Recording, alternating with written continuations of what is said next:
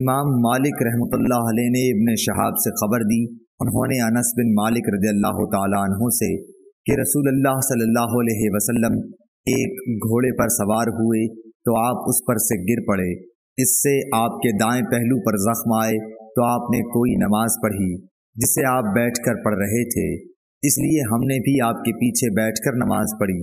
جب آپ فارغ ہوئے تو فرمایا کہ امام اس لیے مقرر کیا ہے کہ اس کی اقتداء کی جائے، اس لیے جب وہ کھڑے ہو کر نماز پڑھے تو تم بھی کھڑے ہو کر پڑھو، اور جب وہ رکوع کرے تو تم بھی رکوع کرو،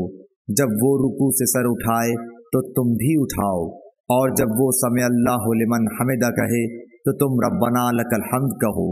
اور جب وہ بیٹھ کر نماز پڑھے تو تم بھی بیٹھ کر پڑھو۔ ابو عبداللہ امام بخاری رحمۃ اللہ علیہ نے کہا کہ حمیدی نے آپ کے اس قول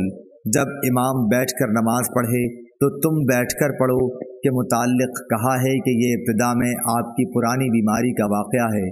اس کے بعد آخری بیماری میں آپ نے خود بیٹھ کر نماز پڑھی تھی اور لوگ آپ کے پیچھے کھڑے ہو کر اقتداء کر رہے تھے۔ آپ نے اس وقت لوگوں کو بیٹھنے کی ہدایت نہیں فرمائی، اور اصل یہ ہے کہ جو فعل آپ کا آخری ہو اس کو لینا چاہیے، اور پھر جو اس سے آخری ہو۔ صحیح بخاری حدیث نمبر 689۔